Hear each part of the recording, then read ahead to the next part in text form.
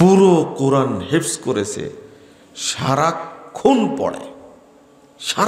পড়ে। আপনি 60 বছরে একটা অক্ষর পড়েছেন 60 বার। যদি বছরে খতম একবার করে হয় তাহলে কয়বার পড়েছেন? বুঝেন না মনে হয় কথাটা। কোরআন যদি বছরে একবার খতম দেন তাহলে এক বছরে আপনি কয়বার পড়েছেন একটা অক্ষর? একবার। 60 বছরে কয়বার পড়েছেন? 60 বার।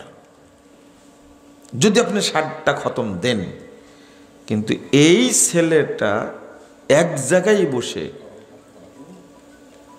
60 বার পড়েছে একটা অক্ষর।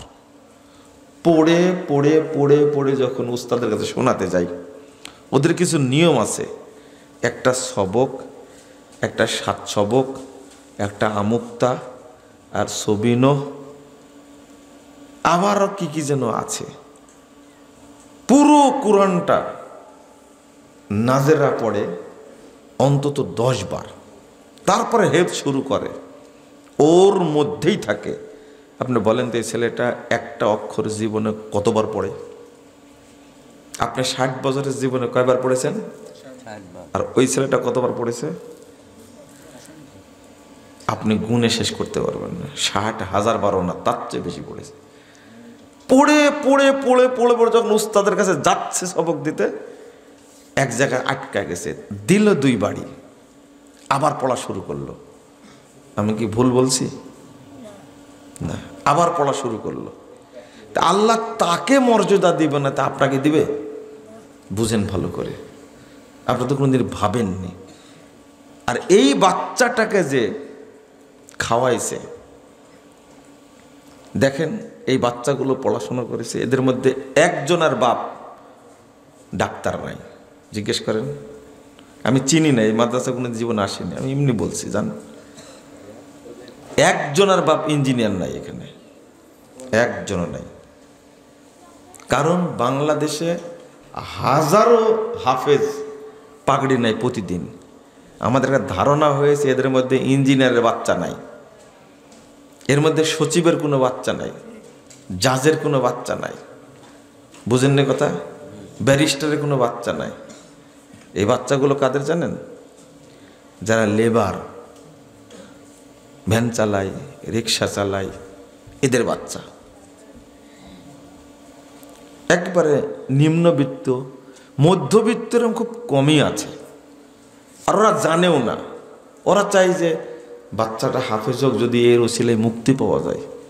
তো আল্লাহ তাদেরকে মর্যাদা দিবে না, আপনাকে দিবে? একজনের শিল্পপতি নাই, জিজ্ঞেস করেন এর বাপ। শিল্পপতি বুঝেন তো? একজন বিজনেসম্যান নাই, ব্যবসায় নাই একজন, জিজ্ঞেস করেন। মানে এই সমস্ত শিল্পপতি, ব্যবসায়ী, ব্যারিস্টার, প্রফেসর, ডাক্তার, ইঞ্জিনিয়ার, সচিব, এদের কাছে এলমের 5 পয়সা দাম নাই। বরং এই ছেলেগুলো যদি তাদের কাছে কোনো কাজে যায় জীবন একবার, তো টুপি দেখলে তাদের গায়ে আগুন ধরা দেয় শয়তান। এমন খারাপ আচরণ করবে আপনি ভাবতেও পারবেন না। আমি কিন্তু ইঞ্জিনিয়ার বলতে সব ইঞ্জিনিয়ারকে বোঝাচ্ছি না। ডাক্তার বলতে কিন্তু আপনি বোঝেন না যে ডাক্তার জাকির নায়েককে বলছি আমি, তাই না? না না, এটা বোঝেন না। বহু ডাক্তার আছে, তারা আলেমদের মতো খুব শরীয়ত বুঝে। একজন ইঞ্জিনিয়ার আমার পরিচিত আছে, অন্তত 60-65 বার শুধু কোরআন অর্থসহ অনুবাদ পড়েছে। তিনি তো ইঞ্জিনিয়ার, আমি তো তাকে জানোয়ার বলছি না। বুঝেন তাহলে? শুধু অর্থ পড়ে, তিনি মানহাজটা এত সুন্দর বুঝেন। বাংলাদেশের বহু আলেম মানহাজ বোঝে না, কিন্তু ইঞ্জিনিয়ার বোঝেন মানহাজ। তো আপনারা যদি শুনেন এর মর্যাদাটা কেমন। রাসূল সাল্লাল্লাহু আলাইহি ওয়াসাল্লাম বলছেন, 3334 নম্বর হাদিস, দারেমির মধ্যে হাদিসটা এসেছে। আল্লাহ রাসূল সাল্লাল্লাহু আলাইহি ওয়াসাল্লাম বলছেন, হাফেজের কবরে কোনোদিন আযাব হবে না। বুঝেননি কথা? হাফেজের কবরে কোনোদিন আযাব হবে না। কিয়ামতের মাঠে হাফেজের কোনো ভয় লাগবে না, একবারে তারা নির্ভীক থাকবে, কোনো ভয় লাগবে না তাদের। এইরকম বরং কিয়ামতের মাঠে তাদেরকে স্বাগত জানানো হবে, হাফেজদেরকে এত সম্মান দেওয়া হবে। রাসূল সাল্লাল্লাহু আলাইহি সাল্লাম বলছেন, একটা হাদিস শোনেন, আপনি যতটুকু কোরআন পড়েন ততটুকুর কথা শুনলে আশ্চর্য হবেন।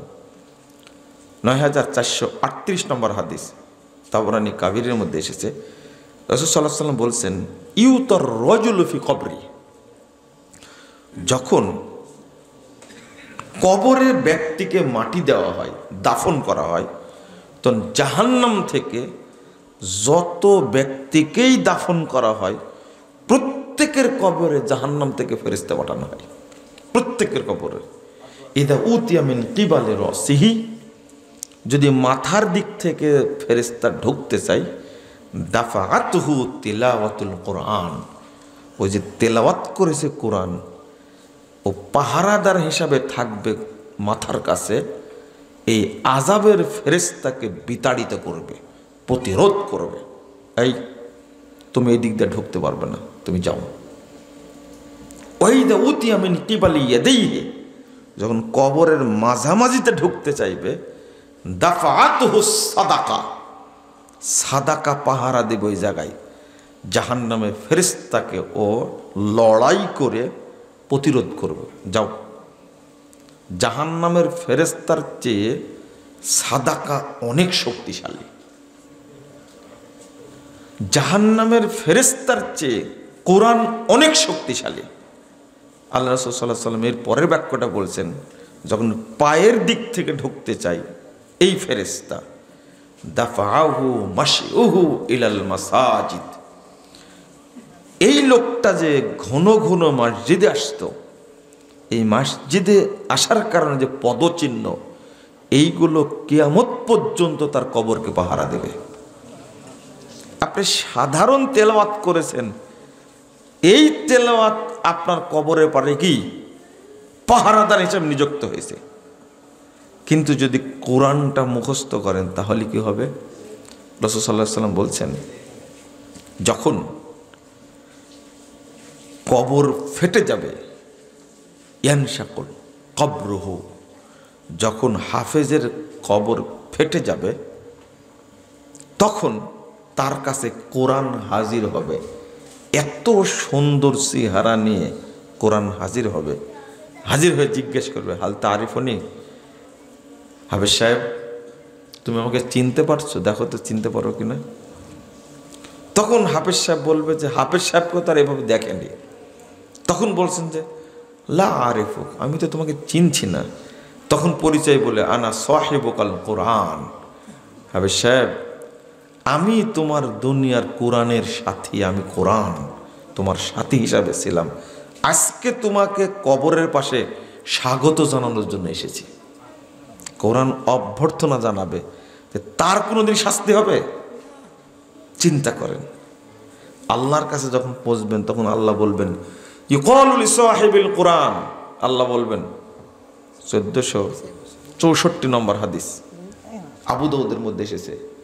রাসূল সাল্লাল্লাহু আলাইহি সাল্লাম বলছেন, হাফেজ সাহেবকে বলবে, হাফেজ সাহেব, আল্লাহ বলবেন, ইকরা ওয়ারতাকি ওয়ারাত্তিল কামা কুনতা তুরাত্তিলু ফিদ দুনিয়া, তুমি কোরআন তেলাওয়াত করতে থাকো আর তোমার মর্যাদায় উপরে উঠতে থাকো। ফাইন্না মানজিলাক ইনদা আখির আয়াতিন তাকরাউহা, তুমি পড়তে পড়তে পড়তে পড়তে যে জায়গায় উঠবে মর্যাদার শীর্ষে, ওই জায়গায় তোমার মর্যাদা শেষ হবে। যেখানে থাকতে চাও তুমি বাছাই করে নাও, পৃথিবীতে অন্য কোনো মানুষকে অধিকার দেওয়া হবে না। তুমি কোন জায়গায় থাকবে তুমি জায়গা বাছাই করে নাও, শুধু হাফেজকে বলা হবে এটা। এত মর্যাদা। রাসূল সাল্লাল্লাহু আলাইহি সাল্লাম বলছেন যে হাফেজের বাপ মাকে দুইটা এত সুন্দর পোশাক পরাবেন আল্লাহ, এত সুন্দর, লা ইয়াকুমু বিহা দুনিয়া। এই দুইটা কাপড় কেনার জন্য আসমান জমিন এবং তার মধ্যে যা কিছু আছে সব বিক্রি করলেও এই কাপড় দুটা কেনা যাবে না, এত দামি। সবাই উলঙ্গ ল্যাংটা। এই মুহূর্তে হাফেজের বাপ মাকে আল্লাহ কাপড় দিবেন, জান্নাতি কাপড় দিয়ে আল্লাহ তাদেরকে সম্মানিত করবেন। আর কাউকে করা হবে না, আর কাউকে না। দলিল পাওয়া যায় না আরও কাউকে কাপড় পরানো হবে কিয়ামতের মাঠে। বুঝেননি মনে হয়, তাই না? হাদিস থেকে পাওয়া যায় ইব্রাহিম আলাইহিস সালামকে কাপড় পরানো হবে, কিন্তু মুহাম্মদ সাল্লাল্লাহু আলাইহি সাল্লামকে আগে থেকেই কাপড় পরানো থাকবে। আর তৃতীয় জন হলেন হাফেজ এবং হাফেজের বাপ মাকে আল্লাহ কাপড় পরাবেন কিয়ামতের মাঠে। এত মর্যাদা। কিন্তু যারা উচ্চ শিক্ষিত তাদের কাছে এর কোনো মর্যাদা নাই। ওরা মনে করে যে ফকিরি বিদ্যা ভিক্ষা করে খাবে। কি দরকার এগুলো পড়ানোর? কি বলে জানেন ব্যবসায়ীরা, টাকা পয়সাওয়ালা, যাদের আল্লাহ টাকা পয়সা দিয়েছে তারা কি বলে জানেন? কি দরকার ছিল মাদ্রাসা করার? এ আর একটা ফেতনা শুরু করেছে। বলবেন যে মসজিদে 10টা ফ্যান লাগবে, একটু দেন তো। বলছে না, রমজানে দিব।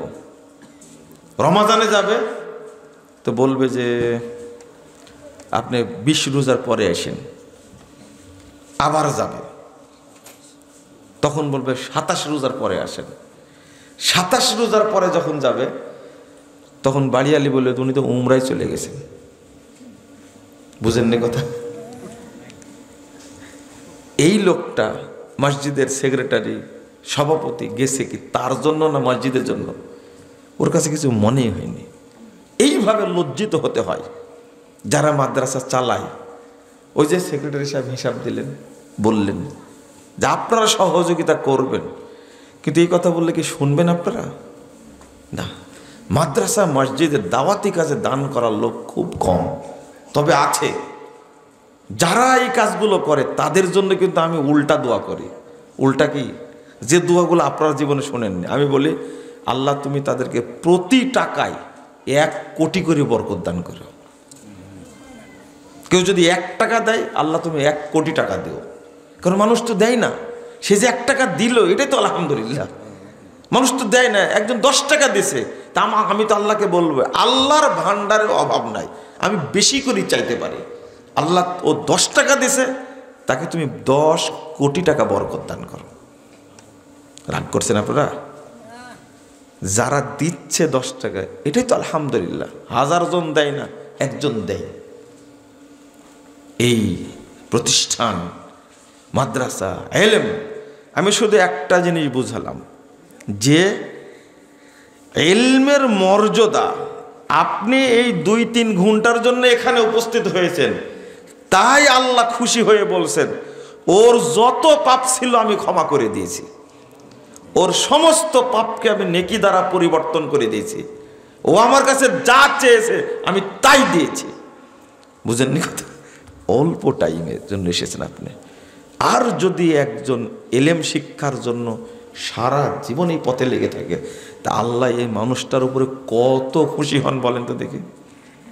রাসূল সাল্লাল্লাহু আলাইহি ওয়াসাল্লাম বলছেন, আল্লাহ শুধু না, আল্লাহ তাআলা, ফেরেশতা মণ্ডলী এবং পৃথিবীতে যা কিছু আছে, এমনকি পানির মাছ, গর্তের পিঁপড়া পর্যন্ত একজন আলেমের জন্য কিয়ামত পর্যন্ত দোয়া করতে থাকে। শুধু একদিনের জন্য না, কতদিনের জন্য? কিয়ামত পর্যন্ত দোয়া করতে থাকে একজন আলেমের জন্য। আপনি মনে করেন যে আলেম মরে গেছে আর দোয়া বন্ধ? না না, একবারে কিয়ামত পর্যন্ত সমস্ত ফেরেশতা আলেমের জন্য দোয়া করতে থাকবে। কিন্তু আপনি উপমহাদেশের শ্রেষ্ঠ ইঞ্জিনিয়ার, আল্লাহর কাছে 5 পয়সা দাম নাই। 5 পয়সা বললাম, এই বলারও দাম নাই।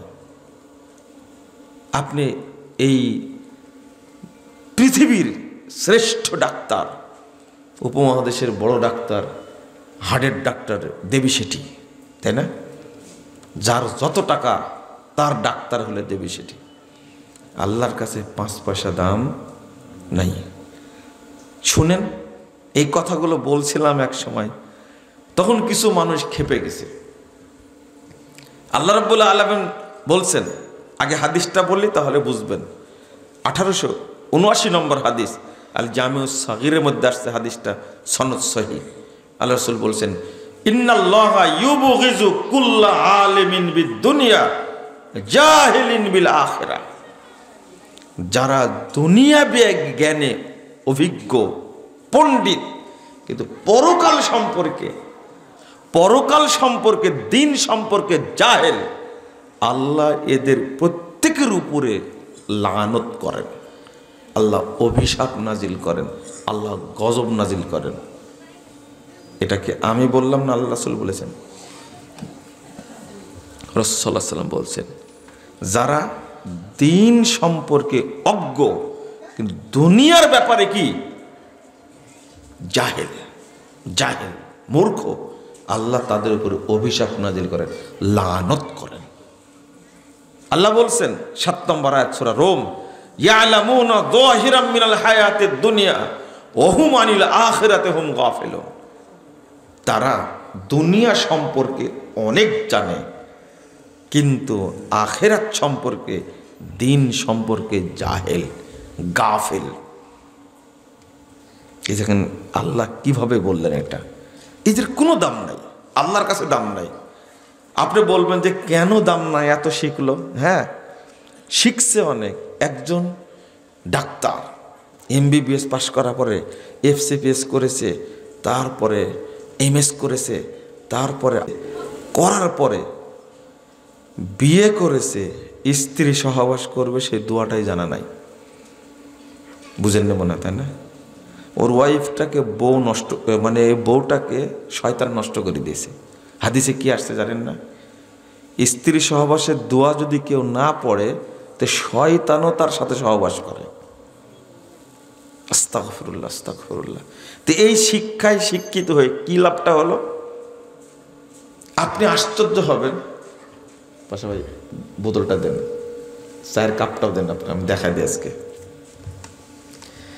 এত শিক্ষা, না ভালো লাগবে না, এত শিক্ষা অর্জন করেছে, যখন চা খাচ্ছে ভদ্রলোক এইভাবে, কিভাবে খাচ্ছে? এখন লজ্জা শরম আছে বলেন তো দেখি? এত বছর পড়াশোনা করে বাপ মাকে ফকির বানায়া পড়তে এত পড়া পড়েছে, আমেরিকায় পরীক্ষা দিয়েছে তো ফার্স্ট হয়েছে। কিন্তু এই চাষা, এই জাহেলটা এখনো চা খাওয়া শিখেনি। আপনি মাফ করবেন আমাকে, আমি বাস্তবতাটা বলছি। এদেরকে যদি সংশোধন করে দিই, পাশাপাশি আবার রাগটা করেন না আপনি তো আলহামদুলিল্লাহ বলছেন, আমি যে কোরআন শিখার জন্য, অর্থ বোঝার জন্য খুব পরিশ্রম করছি। ইনিও কিন্তু একজন ইঞ্জিনিয়ার, বুঝছেন? বুঝেন না যে আমি এই ইঞ্জিনিয়ার সাহেবকে জানোয়ার বলতেছি। ডাক্তারকে আমি ডাকাত বলি, জানেন কি আপনি? ডাক্তারকে কি বলি? ডাকাত, কসাই। তাই বলে বুঝেন না যে আমি জাকির নায়ককে কসাই বলতেছি।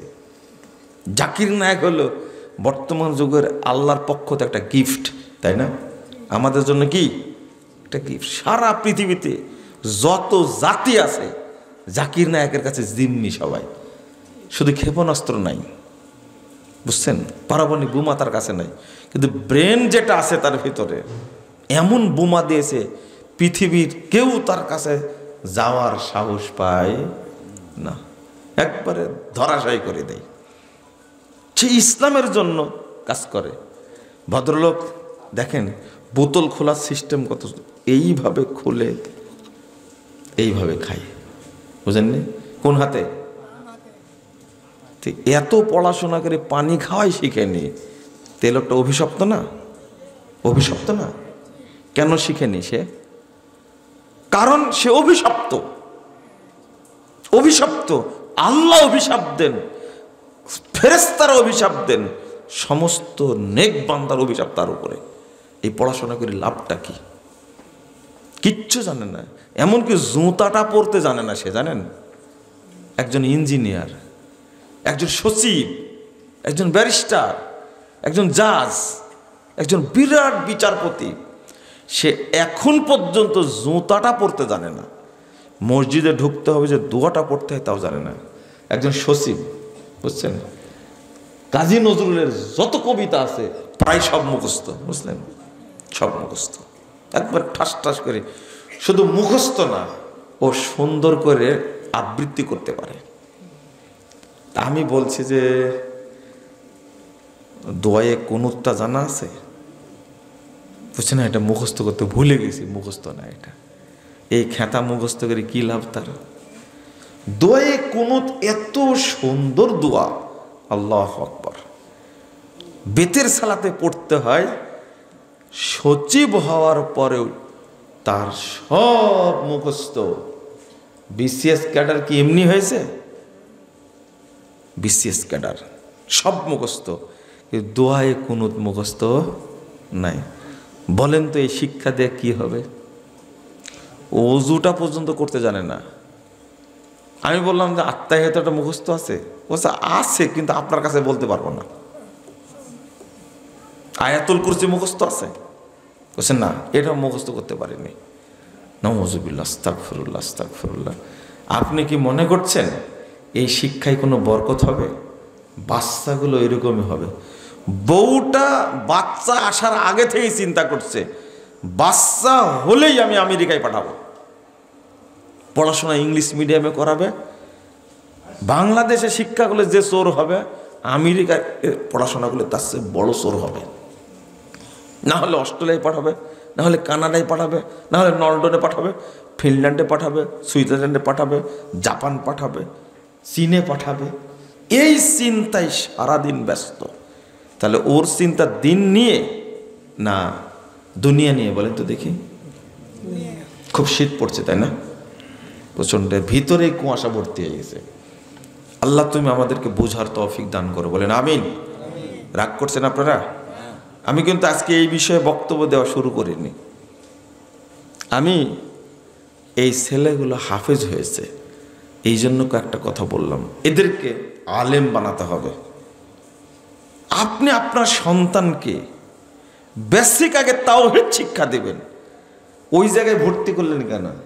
হাট্টি মাটি টিম, তাদের মাঠ না, খাড়া দুইটা শিং, তারা মাঠে পাড়ে ডিম, হাট্টি মাটিম টিম। এখন তৈরি হয়েছে নতুন নতুন পায়রাগুলো জুটুন বেঁধেছে, ও পারেতে ছেলেমেয়েরা নাইতে নেমেছে। আহ, কি সুন্দর কবিতা! আমরা পড়েছি আগডুম বাগডুম, তাই না? হ্যাঁ, এটা যে আপনি পড়ালেন, এটা তারা কি বুঝাতে চাইলেন বলেন তো দেখি?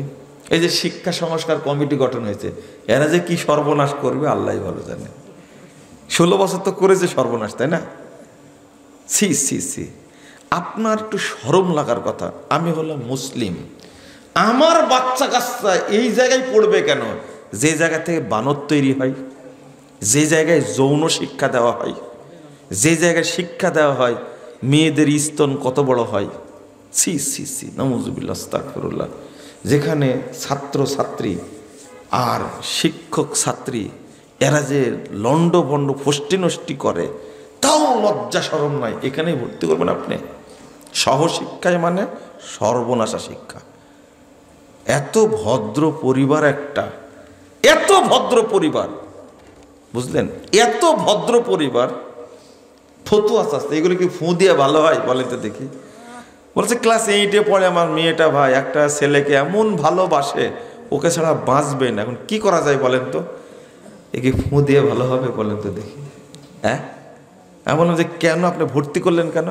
ওই যে ছেলেদের সাথে উঠা বসা করে, তো ভদ্র পরিবার, তাকওয়াশীল, তাহাজ্জুদ গুজার বেটিকে ভর্তি করেছে এমন স্কুলে যেখানে ছেলে মেয়ে একসঙ্গে। কি মা বাবাকে বলছে, মেয়ের সাহস কত যে শোনো দেখো আমি তাকে ছাড়া বাঁচবই না। মা যখন এইভাবে আমার কাছে নকল করে তখন শরম লাগে না বলেন তো? তা আপনি এই প্রতিষ্ঠানে ভর্তি করলেন কেন? ভর্তি করলেন কেন? বাংলাদেশে কোনো মাদ্রাসা আছে যে মাদ্রাসায় এরকম সহশিক্ষা চলে? আপনি বলবেন যে আলিয়া মাদ্রাসা চলে, ওটা কি মাদ্রাসা? আলিয়া মাদ্রাসা কি মুসলমানরা তৈরি করেছে? কারা তৈরি করেছে? খ্রিস্টানরা তৈরি করেছে, ইংরেজরা তৈরি করেছে। ওটাকে মাদ্রাসা বলাটাই ভুল। আমি বলছি কওমি মাদ্রাসা। এখানে কোনো সহশিক্ষা আছে? কোনো জায়গায় আছে? আলাদা শিক্ষা ব্যবস্থা। এমন পড়া পড়েছে, পড়তে পড়তে পড়তে পড়তে পেকে গেছে, যখন প্রফেসর হয়েছে, নাম হলো, বাপ মা নাম রাখছে জাফর ইকবাল। সব শেষে এসে বলছে আমি বানর থেকে তৈরি হয়েছি। ওখানে কি বানর জন্ম দিয়েছে? বুঝেননি কথা আপনারা? বাপ নাম রাখছে কত সুন্দর, জাফর ইকবাল, এত সুন্দর। এই খাটাস এত পড়াশোনা যে পেকে গেছে, তখন বলছে মানুষ তৈরি হয়েছে কোথা থেকে? বানর থেকে। আপনি এই জায়গায় আপনার সন্তানকে ভর্তি করলেন, বলেন তো দেখি।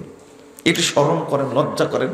মুসলিম আপনি আপনার সন্তানকে ভর্তি করবেন মাদ্রাসায়। মাদ্রাসা শিক্ষা অর্জন করে এখন ইঞ্জিনিয়ার হওয়া যায়, বিসিএস ক্যাডার হয়ে জাজ হওয়া যায়। আমার ছাত্র জাজ হয়েছে, জানেন আমার বয়স কতটুকু? আমার ছাত্র বিসিএস ক্যাডার হয়ে সচিবালয়ে চাকরি করে। কেমনে? তাওহীদ শিখছে আগে। আমি আপনাকে বলছি ওই সমস্ত প্রতিষ্ঠান আর ভর্তি করবেন না যেখানে বানর তৈরি হয়। মনে থাকবে? ইসলামী শিক্ষা দেন, আল্লাহ যেন বোঝার তৌফিক দান করে, বলেন আমিন। আল্লাহ রাব্বুল আলামিন বলছেন ওমান ইয়াকফুর বিল ঈমান ফাকাদ হাবিতা আমালু ওয়া হুয়া ফিল আখিরাতি মিনাল খাসিরিন। সূরা মায়েদা ৫ নম্বর আয়াত। যে ব্যক্তি ঈমানের সাথে কুফরি করে তার আমল নষ্ট হয়ে যায়। ওয়া হুয়া ফিল আখিরাতি মিনাল খাসিরিন, আর সে পরকালে জাহান্নামীদের অন্তর্ভুক্ত হবে, বলেন নাউজুবিল্লাহ। তো ঈমানের সাথে কুফরি কি জিনিস? আমি আগেই বলি, ঈমান এত স্বচ্ছ, এত পরিষ্কার, এত লজ্জাশীল, এত দামি, ঈমান এত মর্যাদাবান, একটু কিছু স্পর্শ করলে ঈমান আর থাকে না। যদি লজ্জা না থাকলে ঈমান না থাকে, কৃপণতা যদি থাকে, যদি ঈমান না থাকে, হিংসা থাকলে যদি ঈমান না থাকে, তাহলে শিরিক মিশ্রিত হলে কি ঈমান থাকার কোনো সম্ভাবনা আছে? লজ্জা। আল্লাহ রাসূল সাল্লাল্লাহু আলাইহি ওয়াসাল্লাম বলছেন আল হায়া ওয়াল ঈমানু কুরিনা জামিয়া। লজ্জা এবং ঈমান একসঙ্গে থাকে। ইযা রুফিয়া আহাদুহুমা রুফিয়াল আখার। একটা উঠে গেলে আর একটা অটো উঠে যায়। লজ্জা নাই, ঈমান নাই। মনে করেন আপনি এমন কাজ করতে পারেন যে কাজ সবাই করতে পারে না, ভদ্র মানুষের কাজ করতে পারেন, এটা করেন আপনি। বলেন তো লজ্জা আছে কিনা আপনার? লজ্জা আছে? নাই। মানে কি নাই? ঈমান নাই। আল্লাহ রাসূল সাল্লাল্লাহু আলাইহি ওয়াসাল্লাম বলছেন আল হায়া ওয়াল ইয়ু শুবাতুম মিনাল ঈমান। লজ্জা এবং অল্প কথা, এটা হলো মুমিন হওয়ার নিদর্শন। অর্থাৎ যে অল্প কথা বলে সে মুমিন। ভালো করে স্মরণ করবেন, যে অল্প কথা বলে সে মুমিন, আর যার মধ্যে লজ্জা আসে সে মুমিন। ওয়াল বাযাগু ওয়াল বায়ানু শুবাতুম মিনান নিফাক। আর যে অশ্রাব্য ভাষা মুখ দিয়ে বের করে সে হলো মুনাফিক। সে তার মধ্যে কি নাই? ঈমান নাই। আপনি আপনার ওয়াইফকে এমন ভাষায় গালি দেন, এমন ভাষায় গালি দেন, আপনার ওয়াইফের সাথে কথা বললে বোঝা যাবে দেখতে আপনাকে ভদ্র লাগে, কিন্তু বাড়িতে নোংরা ভাষা প্রয়োগ করেন। আপনার ওয়াইফ বলবে যে আমাকে তো গালি দেয়, আমার মাকেও গালি দেয়, আমার বোনকেও গালি দেয়, আমার 14 গোষ্ঠীকে গালি দেয়। এই লোকের কি নাই? ঈমান নাই, মুনাফিক সে। মুখ দিয়ে এমন ভাষা আপনি প্রয়োগ করেন, যেমন একজন এই বক্তব্য শুনে একজন আর্মির এক ভাই বলছে যে আপনি যে বক্তব্য দিচ্ছেন তাতে তো আমাদের আর্মি অফিসারদের কিছুই নেই। কেন? বলছি এত নোংরা ভাষা ব্যবহার করে। আর্মি অফিসাররা খুব খারাপ ভাষা ব্যবহার করে, আর এমন জায়গায় লাথি মারে এটা কাউকে বলাও যাবে না যে এইভাবে আমাদের মারে। তো আমি বললাম যে কেন আর্মিরা খুব ক্ষিপ্ত নাকি আমার উপরে? বলছে না, ক্ষিপ্ত কেন, যারা হয়তো শুনে তারা রাগ করে। যেমন ব্যাংকের ম্যানেজার, বুঝেন, ব্যাংকের ম্যানেজার একে তো হারামখোর, আর এতই খারাপ নাকি ভাষা তাদের। আমি বললাম যে তাহলে চিন্তা করেন বক্তব্যটা কেমন, এদের মধ্যে কি নাই? ঈমান না, এরা মুনাফেক। ছোট্ট একটা শব্দ, আপনাকে কেউ মুনাফেক না বলুক, আপনি নিজে জেনে থাকেন যে আমার মুখ থেকে খারাপ ভাষা বের হয় মানে আমি মুনাফেক। আলবা 2027 নম্বর হাদিস তিরমিজির মধ্যে এসেছে, আপনিও খুলে দেখেন, বাংলা অ্যাপস আছে অনেক, খুলে দেখেন আপনি, যে আমি একটু পড়ে দেখি। জি, যার মুখ খারাপ, অশ্রাব্য ভাষা বের হয় মুখ থেকে, সে মুনাফেক। সে মুনাফেক, 100% মুনাফেক। সে অল বায়ান, যে বক বক করে, বেশি কথা বলে, সে মুনাফেক। বুঝেননি কথা? আপনার এত কথা বলা লাগে না। আবার এই মুনাফেকটা গর্বের সাথে বলে, কি বলে জানেন? আমি একটু কথা বেশি বলি, কিছু মনে করেন না। কত বড় ব্যাকুপ বলেন দেখি, তোমার বেশি কথা বলার দরকার কি? বলবে কেন? এতই গর্ব, আমি একটু কথা বেশি বলি, কিছু মনে করেন না। ও যে মুনাফেক ভুলেই গেছে, বলছে বেশি কথা বলি। বগুড়া থেকে ঢাকা যাবেন আপনি, বাসে উঠে গেছেন, যদি এইরকম রিটায়ার্ড পারসন কাউকে পান, আপনি হয়তো সরকারি চাকরি করেছে, হারাম খেতে খেতে হিতে হিত জ্ঞান নেই, আপনার বগুড়া থেকে ঢাকা যেতে সময় লাগে 4 ঘন্টা, কিন্তু ওই দিন আপনার মনে হবে যে 4 বছর যাচ্ছে আমি।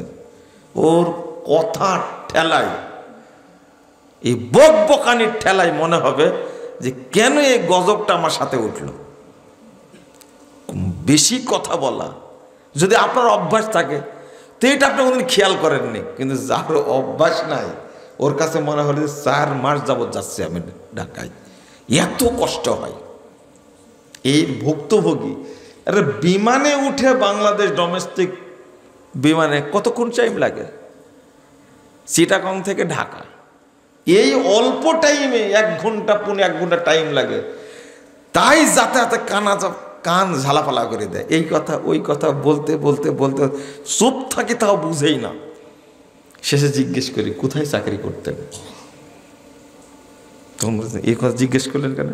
না এমনি জিজ্ঞেস করলাম, একটু জানতে চাচ্ছে আপনি কোথায় চাকরি করতেন, আপনার কি ধারণা আছে কোন চাকরি করছেন? মনে হয় সরকারি চাকরি করতেন আপনি। বলছে হ্যাঁ ঠিক বলেছেন। কত বাহাদুর, সরকারি চাকরি করতো, ওই যে পেশাল পাঠছে, এই জন্য আমি জিজ্ঞেস করছি, খেয়াল করেনি। আপনি জিজ্ঞেস করলেন কেন? মনে থাকবে আপনাদের কথা, কথা বেশি বলবেন না। মান কাসুরা কালামুহু কাসুরা কিযবুহু, যে বেশি কথা বলে মিথ্যা কথা বলে, সে বেশি মিথ্যা কথা বলে। যে বেশি কথা বলে সে বেশি মিথ্যা কথা বলে। বুঝলেন কথা? যে বেশি কথা বলে সে বেশি মিথ্যা কথা বলে। তো মিথ্যা কথা, বেশি কথা বললে ঈমান থাকে না। আপনি কি খেয়াল করছেন ঈমান কি জিনিস? আপনি তো মনে করছেন ঈমান আমার মতো ছেঁচড়া। ছেঁচড়া বুঝেন? আমি যেমন নির্লজ্জ, ঈমানও নির্লজ্জ না। না, ঈমান এত লজ্জাশীল, এত ভদ্র, এত স্বচ্ছ, এত পরিষ্কার, ওর মর্যাদা এত বেশি, ঈমানের দাম এত বেশি। একটু কিছু ত্রুটি থাকলে ঈমান আপনার মধ্যে থাকবে। ভাষাটা খেয়াল করছেন? বেশি কথা বলে তাই ঈমান থাকে না, কারণ এটা ঈমানের পছন্দ না। মুখ দিয়ে খারাপ ভাষা বের হয়, ঈমান থাকে না। আপনি একজন ড্রাইভার আমাকে বলছে যে স্যার, আমার স্যারের ভাষা এত খারাপ। তাই নেই, গালি দেয়। নর্মাল গালি হলো শুয়োরের বাচ্চা। বুঝলেন না কথা? নর্মাল গালি, বেকুব, এর চেয়ে খারাপ গালি আরো আছে, ওইগুলো বলা যাবে না আপনার কাছে। কিন্তু স্যার, ড্রাইভার বলছে এটা, আপনাকে চিনা যাবে আপনার ড্রাইভারের সাথে আলোচনা করলে। কারণ ড্রাইভার যত চিনে আপনাকে, আপনার ওয়াইফও আপনাকে অত চিনে না। আপনার বুঝলেই বুঝে যাবে। এখন এই কামাল পাশা ভাইয়ের ড্রাইভার আছে, উনি মনে করছে আমাকেই বলছে কিনা, না, আমি এটা সবাইকে বলছি। খেয়াল করছেন কথাটা? আপনার বাড়িতে গিয়ে আপনার ওয়াইফের কাছে ক্ষমা চাইবেন, আচ্ছা আমি তো মুমিনই না, আমি তো মুনাফেক, তোমাকে এত গালি দিই, ক্ষমা চাইবেন। আর আপনার ওয়াইফ যেভাবে গালি দেয় আপনাকে, এটা কিন্তু আপনি বলতে পারেন না। এমন একটা যন্ত্র আপনার বাড়িতে আছে, এমন যন্ত্র, ও যে অত্যাচার করে আপনাকে শুধু চোখ মুখ বুঝে মেনে নিতে হয়। ভদ্র মানুষ কাউকে বলতে পারেন না। এর চেয়ে কষ্ট পৃথিবীতে আর কিছু নাই। এক জায়গায় ইমাম ইবনুল কাইয়্যিম রাহিমাহুল্লাহ বলছেন, এর বেঁচে থাকার থেকে মরে যাওয়া ভালো, মৃত্যুটাই কল্যাণকর। মানে আপনাকে যে ভাষায় গালি দেয় আপনার ওয়াইফ, তে মুনাফিকটা, আপনি সংসার করছেন, এটা লা হাওলা ওয়ালা কুওয়াতা ইল্লা বিল্লাহ, আস্তাগফিরুল্লাহ। আপনি হাদিসগুলো একটু খেয়াল করেন। আল্লাহ রাসূল সাল্লাল্লাহু আলাইহি ওয়াসাল্লাম বলেছেন, লা ইয়াস্তামিআনি ফি কলবি আবদিন আল ঈমান ওয়াল হাসান। 3109 নম্বর হাদিস, নাসাইর মধ্যে এসেছে। একজন ব্যক্তির অন্তরে হিংসা এবং ঈমান এক জায়গায় হয় না। যার অন্তরে হিংসা আছে কি নাই, হিংসা আছে তাই কি নাই, ঈমান নাই। এর পরের হাদিসটা হলো লা ইয়াস্তামিউ শুহু ওয়াল ঈমান ফি কলবি আবদিন আবাদা। কৃপণতা এবং ঈমান কোনো দিনই এক জায়গায় হবে না, আবাদা। কোনো সময়ের জন্য, একটা মুহূর্তের জন্য ঈমান আর কৃপণতা এক জায়গায় হবে না। এই হাদিসগুলো কোথায় রাখবেন? আমি এটা বুঝাচ্ছি।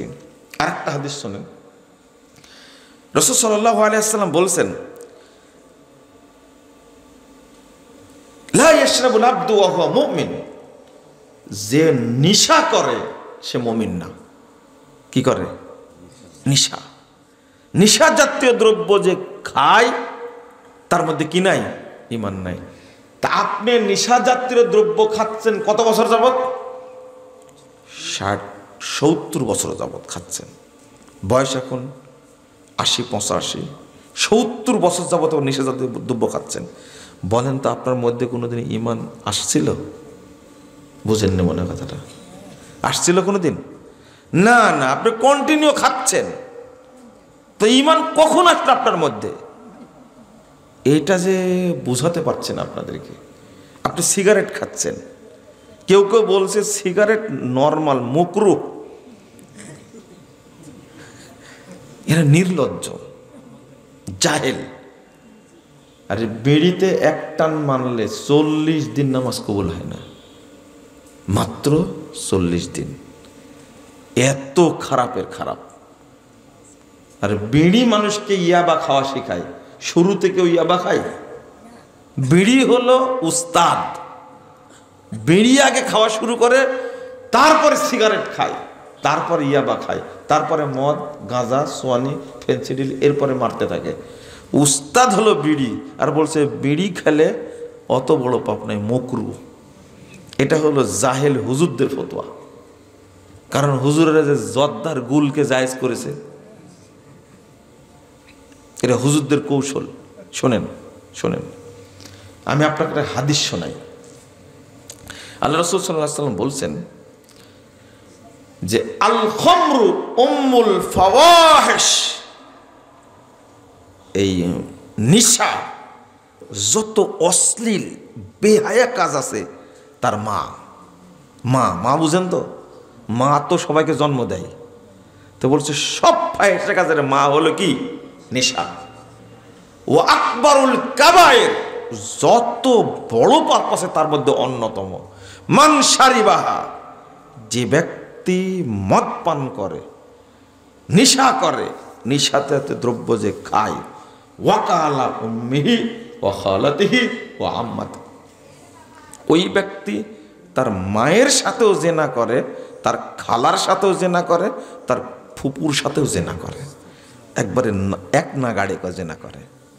আচ্ছা, এইরকম জঘন্য পাপের সাথে জড়িত থাকলে ঈমান জীবনে আপনার মধ্যে থাকবে? এটা আপনার বিশ্বাস হয়? এটা কি বিশ্বাস হয় আপনার যে আমি মায়ের সাথে খালার সাথে ফুপির সাথে জেনা করার মতন পাপ করছি, এই অবস্থায় কি আমার মধ্যে ঈমান থাকে? নাউযুবিল্লাহ, আস্তাগফিরুল্লাহ। যদি আপনি মনে করেন এরপরে আমার মধ্যে ঈমান আছে, তাহলে বুঝবেন আপনার মতো বোকা খাটাস আর কেউ নাই পৃথিবীতে। এত বড় অবুঝ আপনি, এত বড় পাগল আপনি। আস্তাগফিরুল্লাহ, আস্তাগফিরুল্লাহ। লা ইয়াজনি আব্দু ওয়া হুয়া মুমিন, যে জেনার সাথে জড়িত সে মুমিন না। আপনার বয়স 60 বছর হয়ে গেছে, এখনো জেনা করেন, আপনি মুমিন না। ঈমান আপনাকে দেখতে আসেনি, দেখতে আসেনি। জেনা বুঝতে কি বুঝেন আপনি? আল্লাহ রাসূল সাল্লাল্লাহু আলাইহি ওয়াসাল্লাম যে চুরি করে, লা ইয়াসরিকুল আব্দু ওয়া হুয়া মুমিন, আল্লাহ রাসূল বলছেন যে চোর যে চুরি করে, যে তার মধ্যে কি থাকে না? ঈমান থাকে না।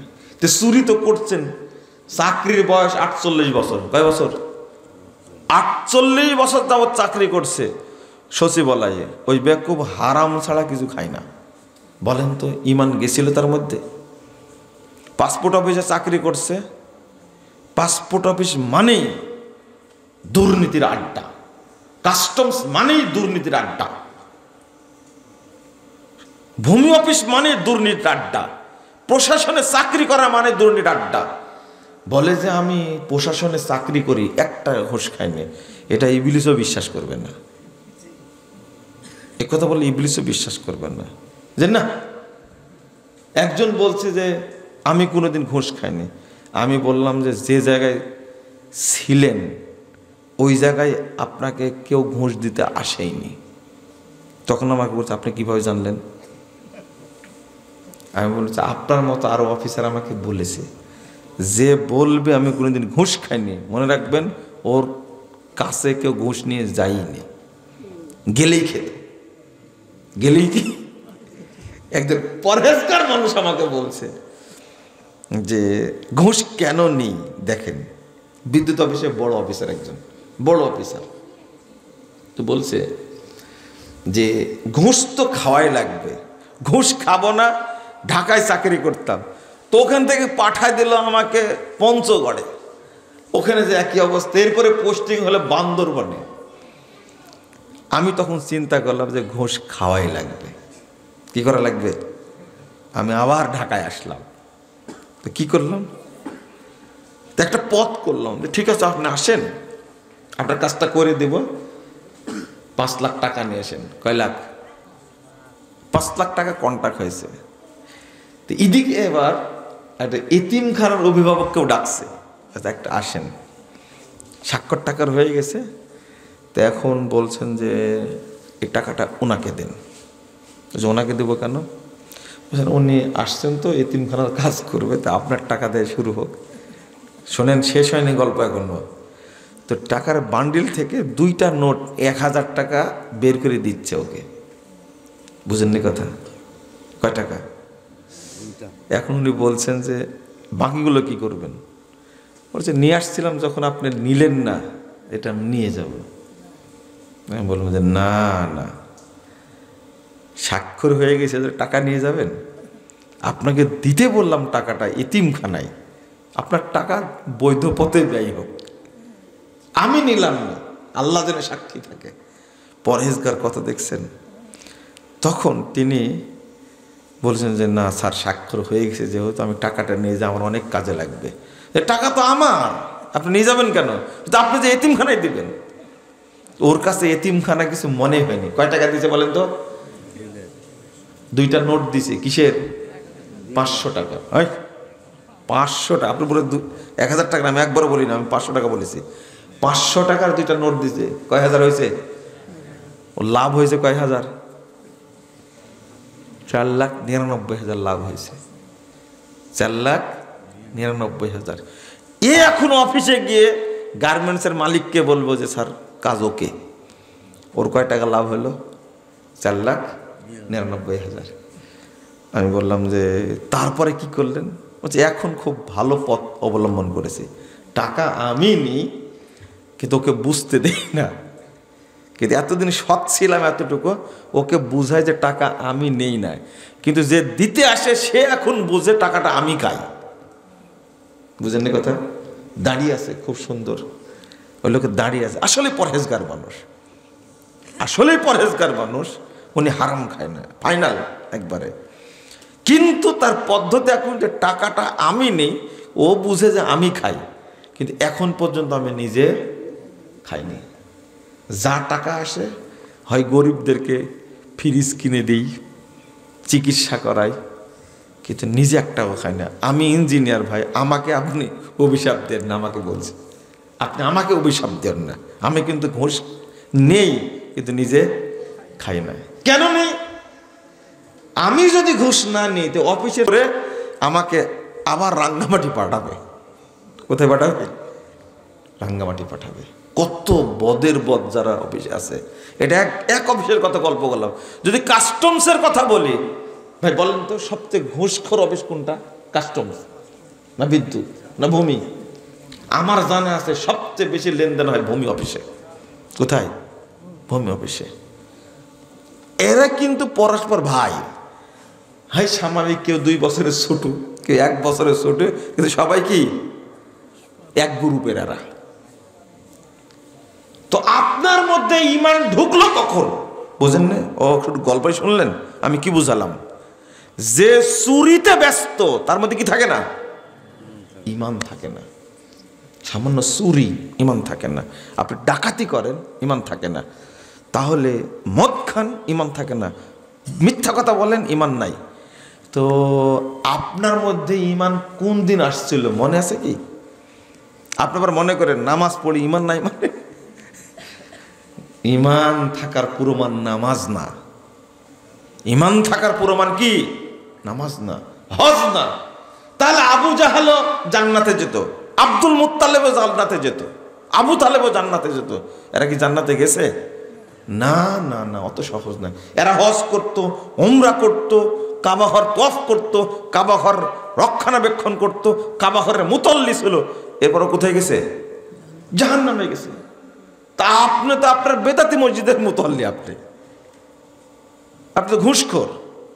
শোনেন, আমি যেটা বোঝাতে চেয়েছি এ যাবৎ, এইগুলোর কারণে যদি ঈমান না থাকে, তাহলে কেউ যদি শিরিকের সাথে জড়িত হয়, কার সাথে পাপ? এটা আল্লাহর সাথে।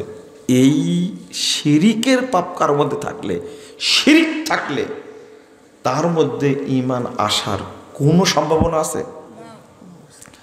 যে শহীদ মিনারে গেছে ফুল দিতে, বলেন তো তার মধ্যে ঈমান আছে কিনা? ও কি মুমিন না মুশরিক? মুশরিক, মুশরিক। যে মাজারে গেছে টাকা নিয়ে, মাজারে গেছে, মহাস্থান তো পাশেই মনে হয়, তাই না? হাই হাই, কি যে জমজমাট মাজার একটা। আর এখানে সব সরকারি লোকেরাই বেশি টাকা পয়সা দেয় শুনছি। যত মাজার সব প্রতিপালন করে সরকারি লোকেরা। ওই যে পাগলা মসজিদ কিশোরগঞ্জের, বুঝছেন, এগুলো সব শিরিকের আড্ডা। এই ছেলেরা 5 আগস্ট শেখ মুজিবের মূর্তিকে উল্টা দিছে, কিন্তু এদের প্রতি আমার একটু ক্ষোভ আছে। ক্ষোভটা হলো, আগে মাজারগুলো ভাঙতে হতো। কি যত মাজার আছে, এই ছাত্ররা না ভাঙলেও একদিন মাজার ভাঙার লোক আল্লাহ তৈরি করে দেবেন ইনশাআল্লাহ। বাংলাদেশে কোনো মাজারই থাকবে না একদিন ইনশাআল্লাহ। কোথাও দেখছেন নাকি শেখ মুজিবের মূর্তি আছে? মূর্তি তৈরি করেছে, পদ্মা সেতুর 2 পাশে 2 মূর্তি তৈরি করতে খরচ হয়েছে মাত্র 117 কোটি টাকা।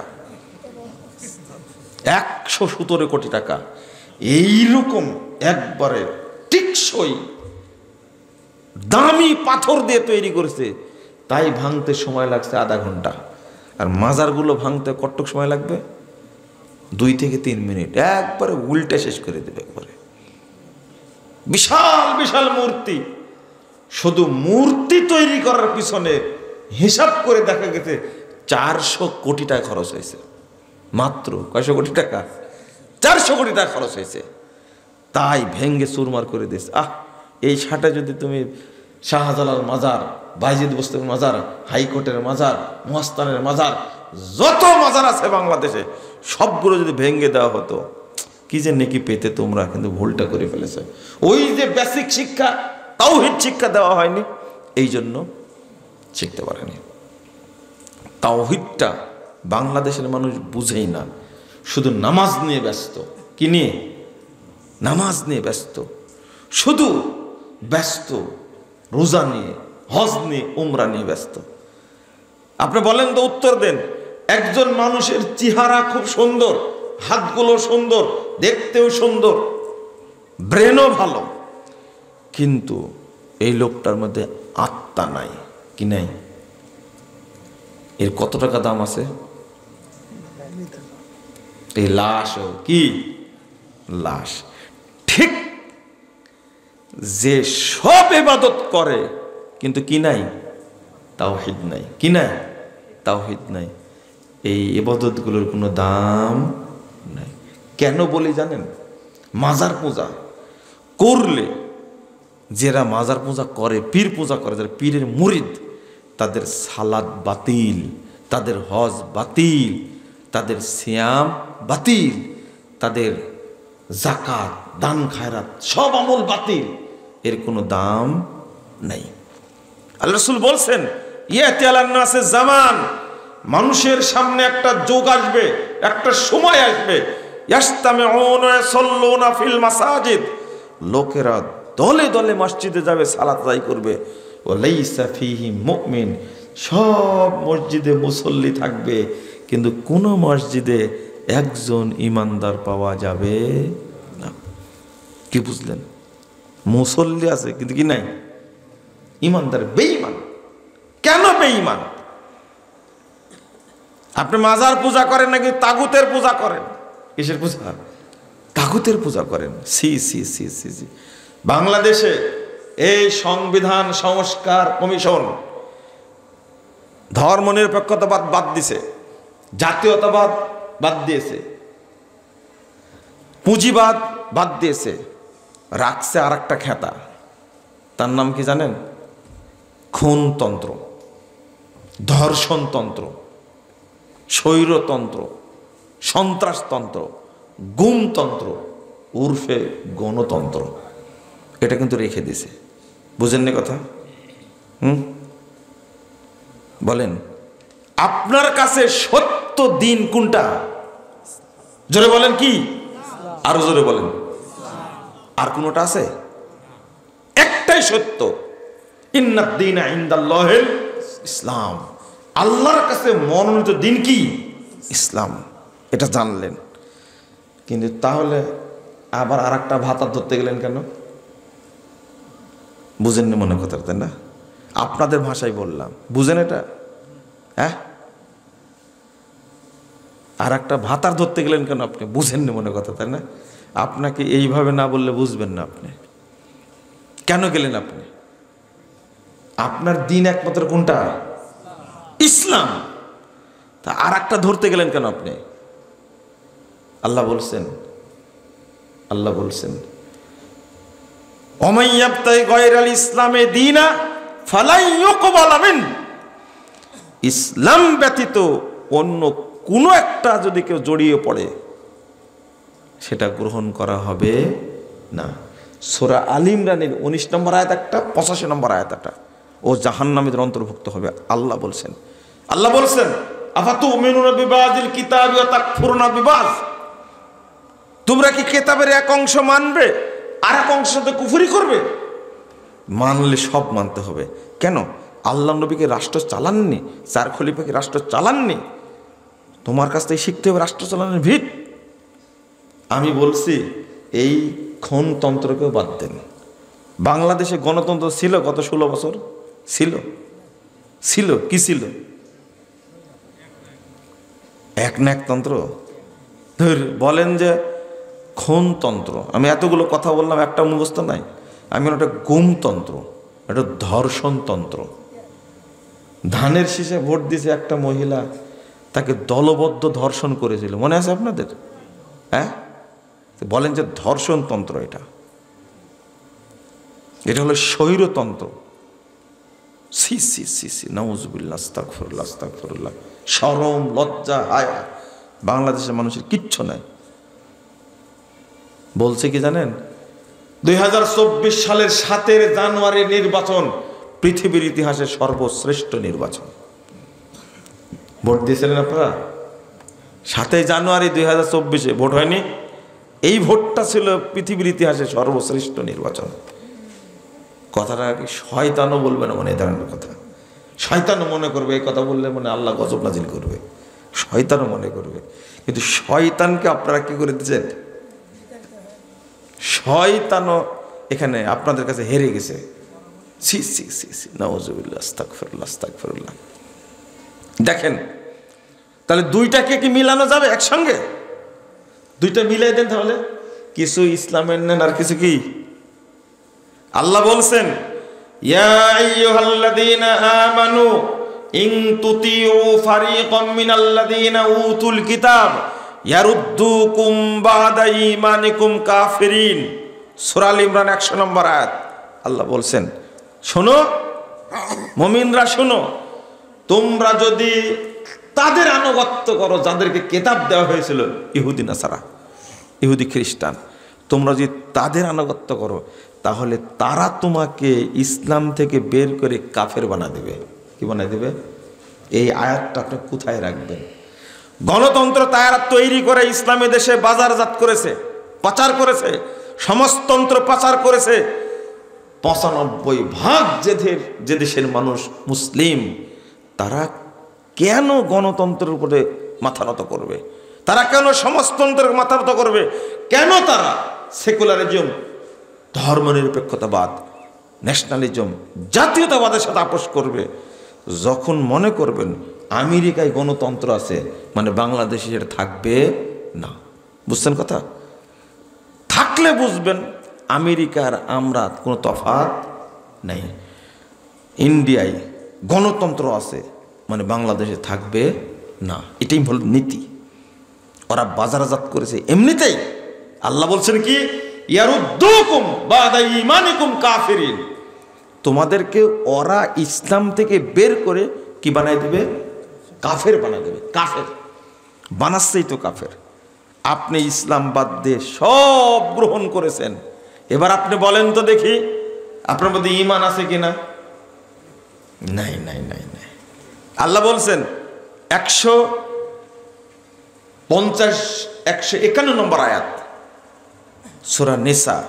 আল্লাহ বলছেন ইয়াকুলুনা নুমিনু বিবাযিন ওয়া নাকফুরু বিবায, কিছু নিব কিছু ছাড়বো, কিছু নিব কিছু ছাড়বো। সংবিধান সংস্কার কমিটি উল্লেখ করেছে রাষ্ট্রধর্ম ইসলাম। কি রাষ্ট্রধর্ম? ইসলাম। ভালো লিখছেন, কিন্তু এই জায়গাতে ইসলাম বিরোধী কিছু রাখা যাবে না। এই জন্য সংবিধান নিয়ে কথা বলি না। বিসমিল্লাহ থাকলো কি না থাকলো, মদ খর যদি বিসমিল্লাহ বলে মদ খায়, ওই বিসমিল্লাহর দাম আছে? বুঝেননি কথা? নামাজ পড়ে যদি ঘুষ খায়, এই নামাজের কোনো দাম আছে? তা আমি এই সংবিধান নিয়ে কথা বলবো কি জন্য? মুসলিম দেশের কোনো সংবিধান থাকবে না। মুসলিম দেশের সংবিধান হলো কোরআন এবং সুন্নাহ। ওটা প্রণয়ন করা লাগবে কেন? সৌদি আরবের কোনো সংবিধান আছে? কুয়েতের কোনো সংবিধান আছে? দুবাইয়ের কোনো সংবিধান আছে? বুঝেননি মনে কথাটা? আছে? আপনি দেখান তো সৌদি আরবের সংবিধান এটা। আপনার সংবিধান প্রণয়ন করা কি দরকার? বাংলাদেশের মানুষ মুসলিম, তারা মানে যে আল্লাহ স্রষ্টা, আমি কেন সংবিধান মানতে যাব? এই ঝগড়া কি জন্য? কোরআন এবং সুন্নাহ খুব সুন্দর স্ট্রাকচার। এখন ডক্টর ইউনূস সাহেব ঘোষণা করবেন এদেশের মানুষ মুসলিম, এই দেশ চলবে কোরআন এবং সুন্নাহর আলোকে। ওই আল কোরআনের আইন চাই, সৎ লোকের শাসন চাই, জামাতের ইসলামের স্লোগান চলবে না। ওকে বলতে হবে কোরআন সুন্নাহর আইন চাই, সৎ লোকের শাসন চাই। কথা বুঝতে পারলেন? শুধু কোরআন দ্বারা শাসন হবে না, কোরআন এবং সুন্নাহ দুইটা দেখাতে হয়। কথা বুঝতে পারলেন? এখন বলে দিলেই হয়। কেন সংবিধান নিয়ে বিতর্ক করবে? আমি একজন মুসলিম, আমি কখনো কুফুরকে, শিরিককে গ্রহণ করতে পারি না। ডক্টর ইউনূস সাহেব যতদিন আছে ততদিন বলেনি, বুঝেননি? ততদিন বলি, কারণ আর এক দল আসলে বলা যাবে না, তো তখন গ্রেফতার করবে, জেলে পাঠাবে, যেমন বলা যেত না। শুধু একদিন বলেছি, আল্লামা সাঈদ রহিমাহুল্লাহ আমার কাছে 9 পৃষ্ঠার একটা পত্র লেগেছেন, জাল হাদিসের কবলে রাসূল সাল্লাল্লাহু আলাইহি ওয়াসাল্লাম।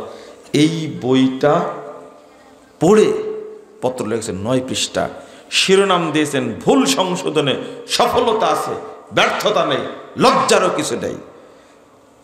এই কথা যখনই শুনে ফেলেছে DB, CID, CTSB, NSI, DGFI, কত রকমের টিকটিকি আছে, এতই নির্যাতন করেছে আমাকে। শুধু জেলে নিয়ে যায়নি, কারণ জেল তো একবার খেটে আসছি।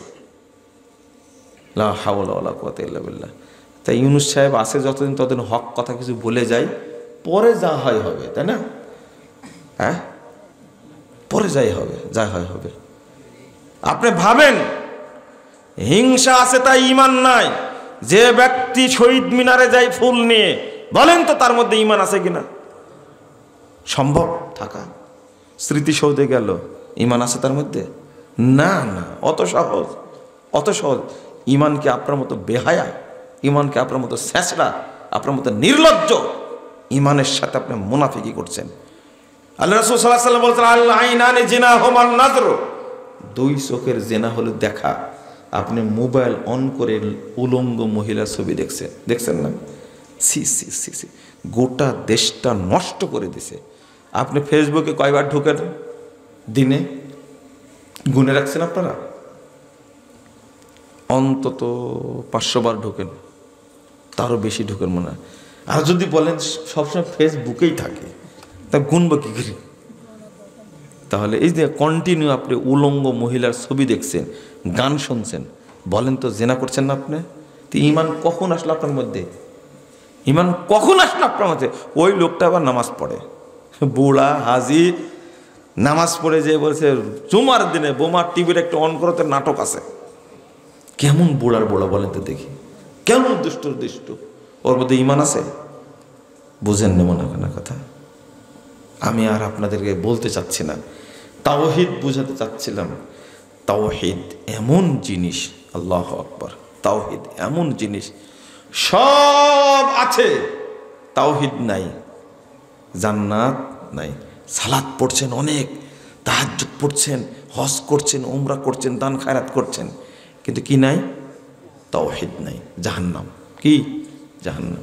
আর আপনার কিছুই নাই, সালাত নাই, সিয়াম নাই, হজ নাই, জাকাত নাই, কোনো নেকি নাই, শুধু আছে কি? তাওহীদ। আল্লাহ আপনাকে জান্নাত দিবেন। কত দলিল নেবেন? একটা হাদিস শুনেন, রাসূলুল্লাহ সাল্লাল্লাহু আলাইহি ওয়াসাল্লাম বলছেন, 8027 নম্বর হাদিস মুসনাদ আহমদের মধ্যে এসেছে। শুধু তাওহীদ বুঝবেন, শুধু তাওহীদের আলোচনা শুনবেন। আল্লাহ রাসূল বলছেন, একজন ব্যক্তি লাম ইয়ামাল খায়রান কত্তু ইল্লা তাওহীদ। ওই হাদিসটা 7506 নম্বর হাদিস সহিহ বুখারীতে। মনে পড়ে হাদিসটা? একজন লোক মারা যাওয়ার সময় বলছে, তোমার বাপ যে অপরাধ করেছে, তোমার বাপ যে অপরাধ করেছে, যদি আল্লাহ ধরতে পারেন তাহলে এমন শাস্তি দেবেন, লা ইউআযযিবান্নাহু লা ইউআযযিবু আহাদাম মিনাল আলামিন, এমন শাস্তি দিবেন জগতে এরকম শাস্তি আর কাউকে দিবেন না। তাহলে তোমরা কি করবা? তো আমাকে তোমরা পুড়া কি করবা? কয়লা বানাবে। হমুমা আদি শব্দ আসতে, পোড়াকে কয়লা বানাবে। কয়লাকে তোমরা কি করবে? কয়লাকে তোমরা কি করবে? জাঁতা দিয়ে পিষবে, ব্লেন্ডার করা বুঝেন তো? পিষবে, পিষার পরে বাতাসে নিজে ছেড়ে দেবে, সব জন্য উড়ে যায়। এই হাদিসে আসছে, লাম ইয়ামাল খায়রান কত ইল্লা তাওহীদ, জীবনে একটা নেকিও করেনি, যা করেছে সব কি করেছে? পাপ করেছে, সব পাপ করেছে। রাসূলুল্লাহ সাল্লাল্লাহু আলাইহি ওয়াসাল্লাম বলছেন, লোকটার কথা অনুযায়ী ছেলেটা তাই করলো। আল্লাহ জিজ্ঞেস করে ছাইকে, এই সব জমা হয় এক জায়গায়। আল্লাহ জিজ্ঞেস, লিমা ফাআলতা হাদা, এই তুমি এটা কেন করেছো বলো তো দেখি। তখন বান্দা বলছে, মিন খাশিয়াতিকা ইয়া রব, আল্লাহ এটা আমি তোমার ভয় করেছি। ওয়ান্তা আলাম, আমার চেয়ে তুমি ভালো জানো আমি কেন করেছি। বুঝেন না কথা? ওর তাকওয়া গেছে আল্লাহ পর্যন্ত, আর আপনি 80 বছর যাবত তাহাজ্জুদ পড়ছে, আপনার ঈমান এখনো মসজিদ পর্যন্ত যায়নি। কিন্তু এই বান্দার ঈমান গেছে কত দূর? কার ভয়ে করেছে? আল্লাহর ভয়ে। রাসূল সাল্লাল্লাহু আলাইহি ওয়াসাল্লাম বলেন গফারাল্লাহু লাহু, এই কথা বলা মাত্র আল্লাহ ক্ষমা করে দিলেন তাকে। কোনো নেকি তো নাই, সবই পাপ, শুধু একটা জিনিস আছে, সেটা কি? তাওহীদ। কিন্তু আব্দুল মুত্তালিবের এত নেকি ছিল, এত ভালো কাজ করেছে, কোথায় আছে? জাহান্নামে। আবু তালেব এত ভালো কাজ করেছে, কোথায় আছে? মানে হজ কাজে লাগেনি, উমরা কাজে লাগেনি, কাবা ঘরের রক্ষণাবেক্ষণ কাজে লাগেনি, হাজিদের খাওয়ানো কাজে লাগেনি, সাফা মারওয়া সাই করেছে, কাজে লাগেনি। কোথায় গেছে? কি না থাকার কারণে কাজে লাগেনি বলেন তো দেখি? কি না থাকার কারণে? তাওহীদ না থাকার কারণে কোনো আমল কাজে লাগেনি। আর কোনো আমলই নাই, শুধু কি আছে? তাওহীদ আছে। আল্লাহ তা কি করে দিলেন? ক্ষমা করে দেন। হাদিসের ভাষা, লাম ইয়ামাল হাসা খায়রান কত্তু ইল্লা তাওহীদ। কোনো আমল নাই, কোনো নেকি নাই, শুধু কি আছে? তাওহীদ। তাওহীদের গুণে আল্লাহ তাকে মাফ করে দিলেন। 3539 নম্বর হাদিস তিরমিজির মধ্যে এসেছে।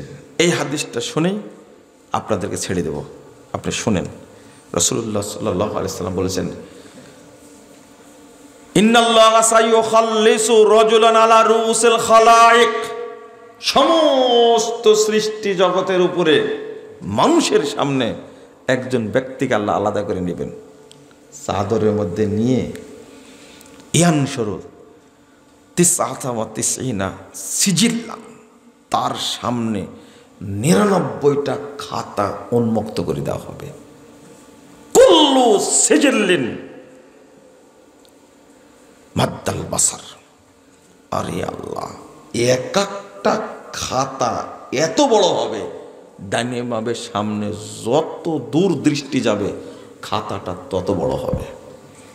আল্লাহ জিজ্ঞেস করে, আবার তুনকিরু শাইয়ান, বান্দা আমার ফেরেশতারা হাল জলামা কাতাবাতিল হাফিজুন, আমার এই ফেরেশতারা যারা লিখছে তারা কি তোমার উপর জুলুম করেছে? দেখো, আমাকে দেখা দাও। তখন বলে, ক্বাল লা ইয়া রাব্বি, না, আল্লাহ তার জুলুম করেনি, যা করেছি সবই লেখা আছে। তখন আল্লাহ বলছেন, ফায়াকুলু ইনদানা লাকা আজর হাসানা, তোমার একটা নেকি আমাদের কাছে আছে। কয়টা নেকি? একটা নেকি আছে। তাহলে পাপের খাতায় শুধু কি? পাপ, কোনো নেকি নাই। থাকলে ওইটা তার জানা নাই, বলছে যে তোমার একটা নেকি আমার কাছে কি আছে। তখন আল্লাহ একটা কার্ড দিবেন। কি দিবেন? সিরকুট দিবেন। তিরমিজির হাদিস, সনদ সহিহ, সিরকুট। তখন বান্দা আল্লাহকে বলবে, আপনি কি আমার সাথে ঠাট্টা করেছেন? মাহাদিহিল বিতাকা, এই যে 99টা খাতার কাছে এই সিরকুটের কোনো দাম আছে? তখন আল্লাহ বলছে, আমি তো ঠাট্টা করছি। রাসূল সাল্লাল্লাহু আলাইহি সাল্লাম বলছেন, যখন দাড়ি পাল্লায় মাপা হচ্ছে, সব পাপ যখন পাল্লায় উঠে গেছে, পাল্লা ভারী হয়ে গেছে, নেকির পাল্লায় কোনো নেকি নেই। আল্লাহ বলছেন, ও হজর ওজনাক, ওই যে তোমার সিরকুটটা কই? সিরকুটটা নেকির পাল্লায় দেওয়া মাত্র নেকির পাল্লাটা ভারী হয়ে গেছে। বলেন তো কি লেখা আছে? কি লেখা আছে?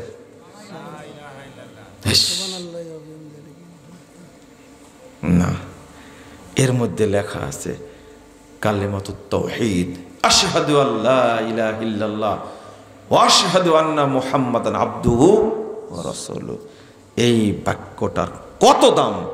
মানে কিচ্ছু নাই, কি আছে? শুধু তাওহীদ। একবারে নেকির পাল্লা ভারী হয়ে গেছে। আপনাকে বুঝাতে পারলাম? মনে হয় বুঝাতে পারলাম না, তাই না? তাওহীদের উপরে থাকবেন। আর যদি মনে করেন দুইটা মিলে চলবো, বাংলাদেশে যেটা হচ্ছে, ইসলামী দলগুলো বলছে কিছু ইসলাম থেকে নেন, কিছু এখান থেকে নেন, দুইটা মিলে একটা কাজ করেন। আল্লাহ বলছেন, ইউরিদুনা আন ইয়াত্তাখিযু বাইনা যালিকা সাবিলা, দুইটা মিক্সচার করে সুন্দর একটা পথ তৈরি করতে চাচ্ছে। আল্লাহ বলছেন শোনো শোনো শোনো শোনো তোমরা, উলাইকা হুমুল কাফিরুনা হাক্কা, এরাই অরিজিনাল কাফের, এরাই নির্ভেজাল কাফের। যারা বিধর্মী তারা নির্ভেজাল কাফের না, যারা দুইটা মিলে সুন্দর করে একটা তৈরি করতে চায় তারাই কি অরিজিনাল কাফের। ইসলামী দলগুলো সেটাই করার চেষ্টা করছে, কিছু ইসলাম থেকে নেন, কিছু ইন্ডিয়া থেকে নেন, কিছু ভারত থেকে বলে কানাডা থেকে নেন, দুইটা মিলে করেন, হুজুরেরা খুশি থাক, সাধারণ মানুষে কি খুশি থাক। ইসলামের সাথে এর কোনো সম্পর্ক নাই। বুঝতে পারলাম কি? আল্লাহ যেন আমাদের বোঝার তৌফিক দান করেন, বলুন আমিন। আল্লাহ তুমি আমাদের সকলকে তাওহীদের উপরে টিকে থাকার তৌফিক দান করেন, আমিন। আল্লাহ রাব্বুল আলামিন যেন আমাদেরকে জান্নাতের জন্য কবুল করে নেন, আমিন।